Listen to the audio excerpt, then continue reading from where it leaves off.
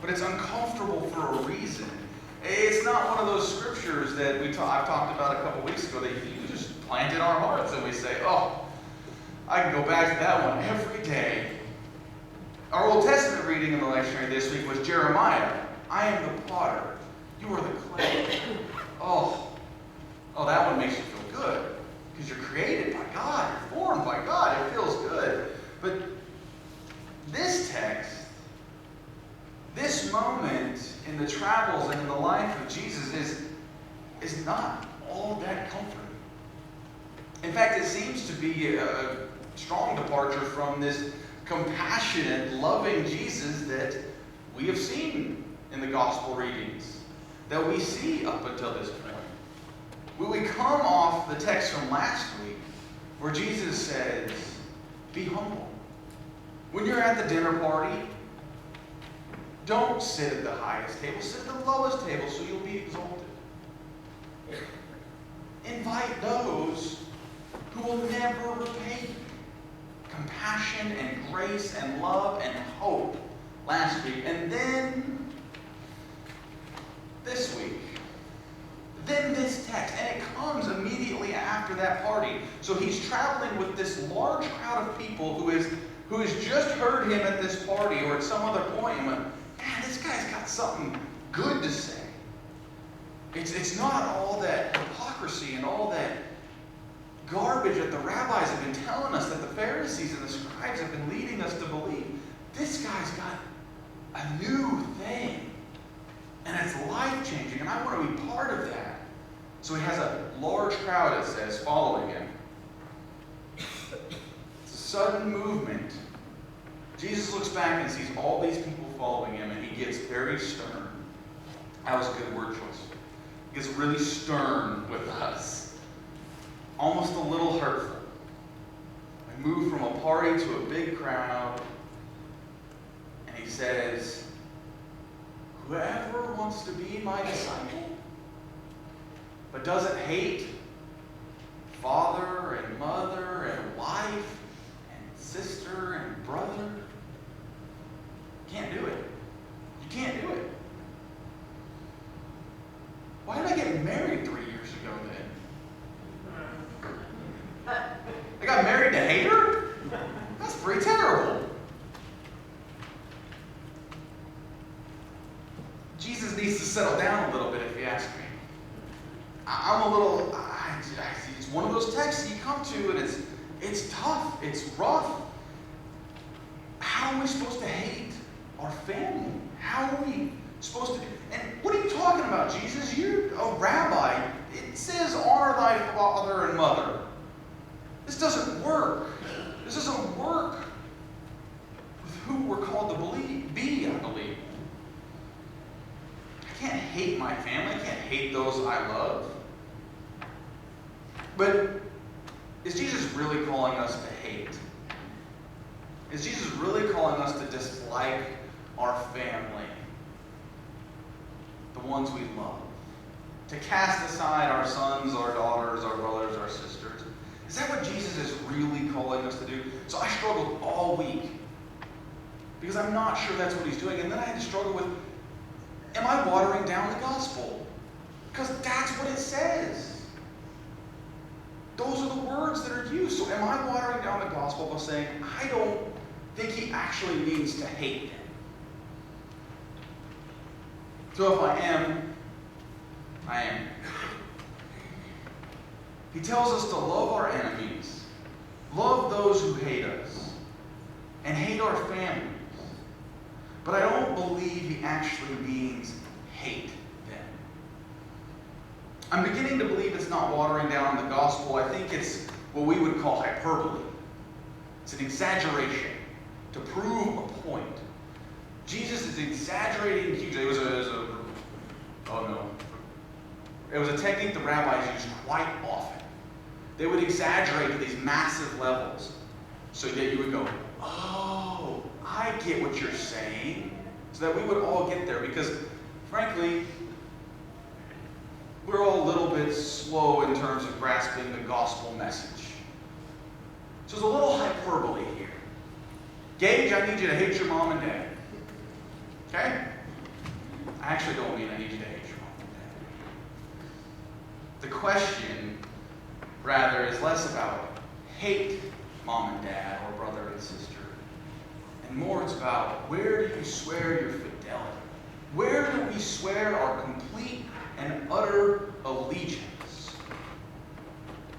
It's an exaggeration to make us realize that Jesus is saying, if you want to be my disciple, I am first.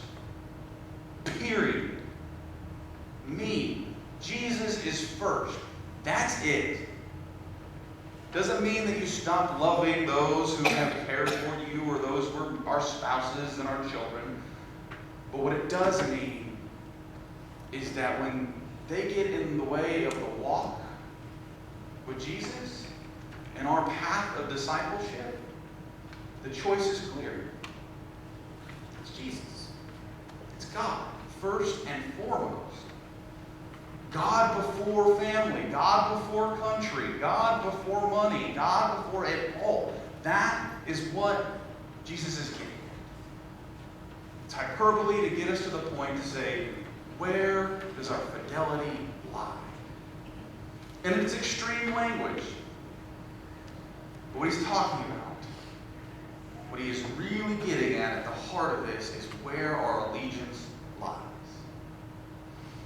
First and foremost, with God, before all else. And that's costly. And that's rough.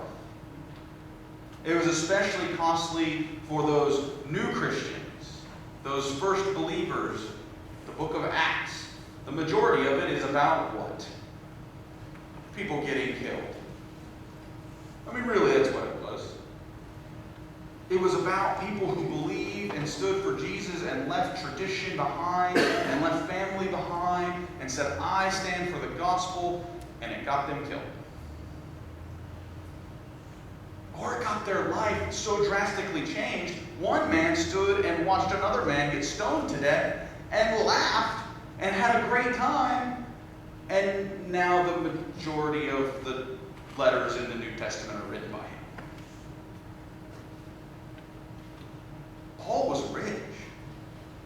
He was a rich, zealous Pharisee.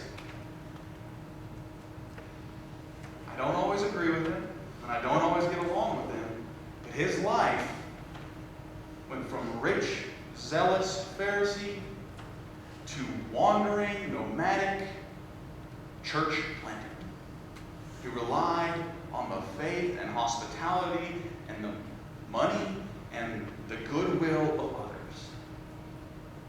From security and comfort to jail cells and chains.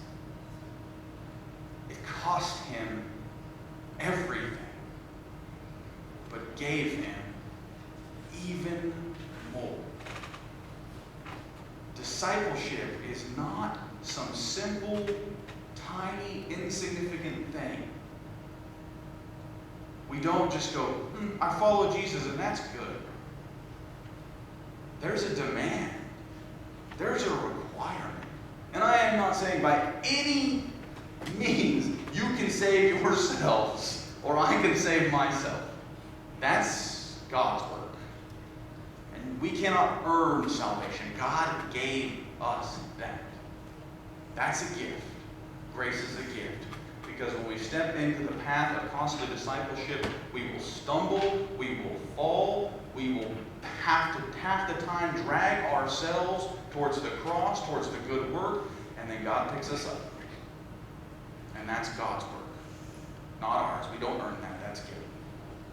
But this path of fidelity first to God is hard and it is rigorous. And I remember when I first became a Christian, I went to a church. I will not throw that denomination under the bus, but they said, oh, it's easy. It's easy when you become a Christian. Everything gets easy. Really, it does? That sounds fantastic. That's how they get people to say, yeah, I'll be a Christian. And I quickly discovered that it is not easy.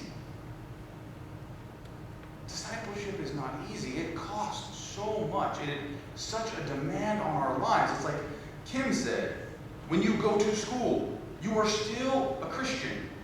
When you go to work, you are still a Christian. When you go out and have a good time on Friday night, you are still a Christian. You don't get to take that off and leave it like a hat on a hat rack. It doesn't work that way. That's why it costs so much. Because at points in our lives, it will cost us to be ostracized. It will cost us to make drastic decisions of what is more important. Do I and am I willing to step on the person next to me to take a pay raise, or am I willing to sacrifice and give so that person has a good life as well? We don't get to leave it behind. Richard Rohr says, mature spirituality creates willing people instead of willful people. Are we willing to step into the gospel, to the good news of new life, of hope, of charity, of love first, before we step into the willfulness of what can I get out of it? What do I want? What do I need? It's about self-denial. About denying thyself and stepping into the discipleship that is a movement towards the cross. Dietrich Bonhoeffer, you will hear me quote him immensely because I love him. Lost his life, we don't know, if some of us don't know this. He was a Lutheran pastor during World War II.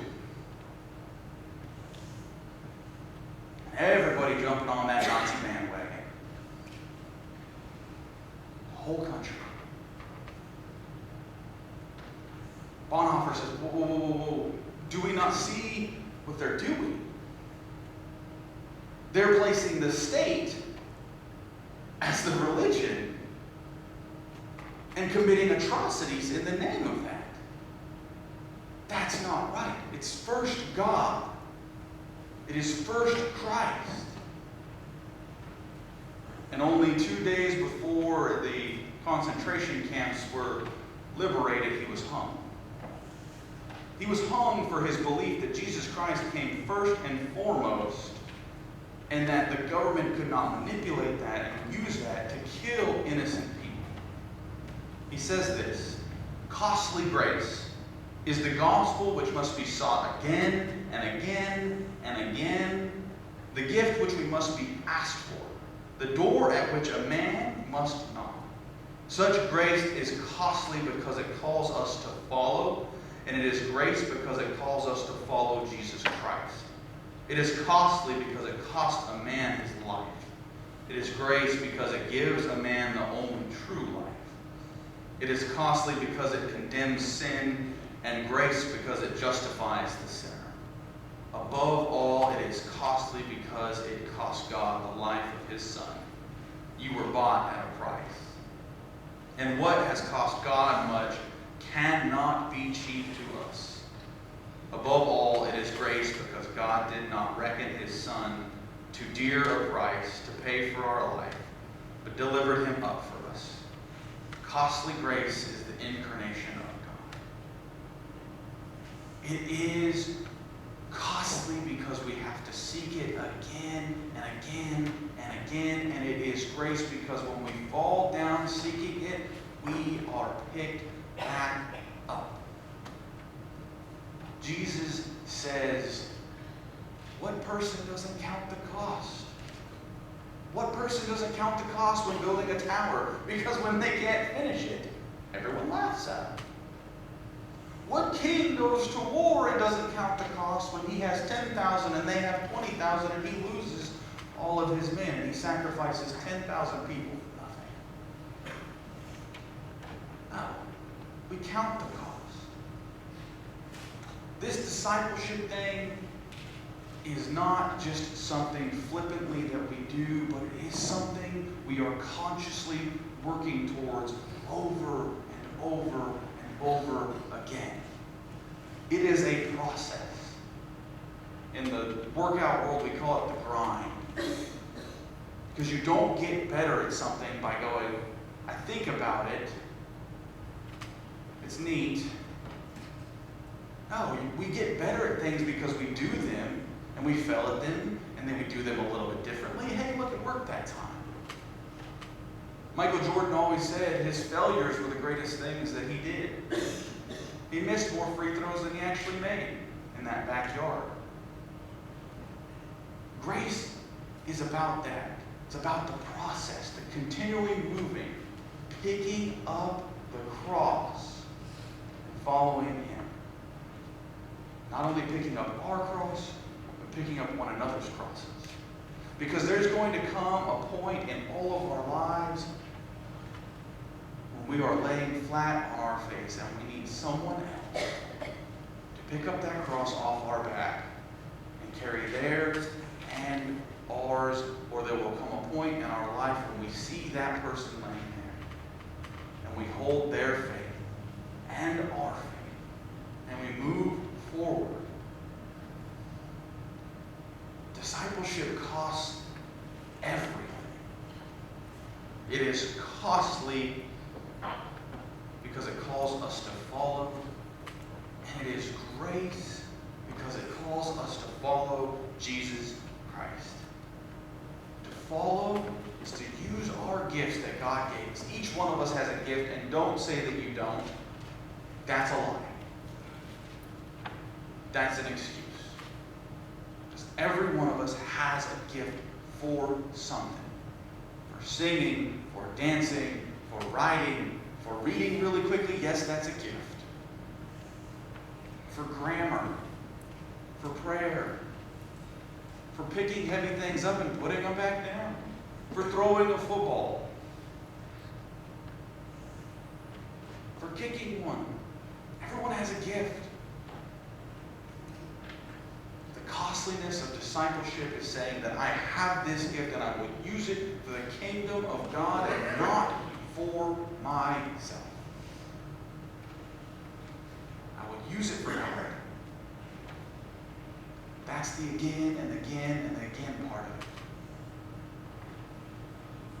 To use those gifts for God is the costliness. And then to follow Jesus Christ when we fail is the grace. God is calling us. God is beckoning us to follow. To set it all behind and step into the good news that is Jesus Christ and do the good work in this world and use all that we have been given to do it. And do it first and foremost. And the question is, will we?